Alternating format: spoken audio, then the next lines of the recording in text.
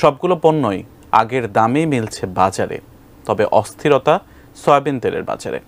চাঁপাইনবাবগঞ্জের পুরাতন বাজারে এমন পরিস্থিতি। বিস্তারিত জানিয়েছেন প্রতিনিধি মোহাম্মদ নাদিম হোসেন। পরেই শুরু হচ্ছে মুসলিম উম্মার আত্মশুদ্ধির মাস পবিত্র রমজান। অন্যান্য বছর এই সময়ে ছোলা, ডাল, চিনি, ভোজ্য তেল, মুড়ি ও খেজুরের মতো পণ্যগুলোর চাহিদা হু হু করে বেড়ে যায়। চাহিদার সঙ্গে পাল্লা দিয়ে বাড়ে দাম। তবে এই বছর রমজান ঘিরে ভোগ্য পণ্যের দাম এখনো অনেকটা স্থিতিশীল। শুধুমাত্র ভোজ্য তেলের বাজারে অস্থিরতা রয়েছে।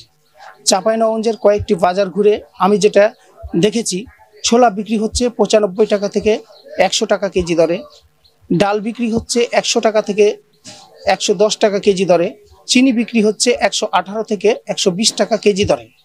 রোজাতে সবচেয়ে জনপ্রিয় পণ্য খেজুর বিক্রি হচ্ছে মান ও জাতভেদে 200 টাকা থেকে 1200 টাকা কেজি দরে।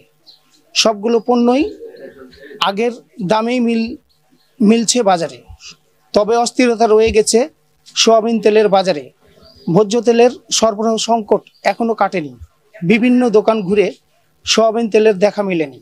সরবরাহ সংকটের সুযোগ নিয়ে কিছু কিছু বিক্রেতা 175 টাকা লিটারের তেল 200 টাকা পর্যন্ত বিক্রি করছে বলে অভিযোগ ক্রেতাদের। ক্রেতারা আরও অভিযোগ করেছেন, অনেক ব্যবসায়ী বোতলজাত তেল বোতল কেটে ড্রামে ঢেলে চড়া দামে খুচরাই বিক্রি করছেন। আমার কাছে এই ছিল পুরানা বাজার থেকে সর্বশেষ।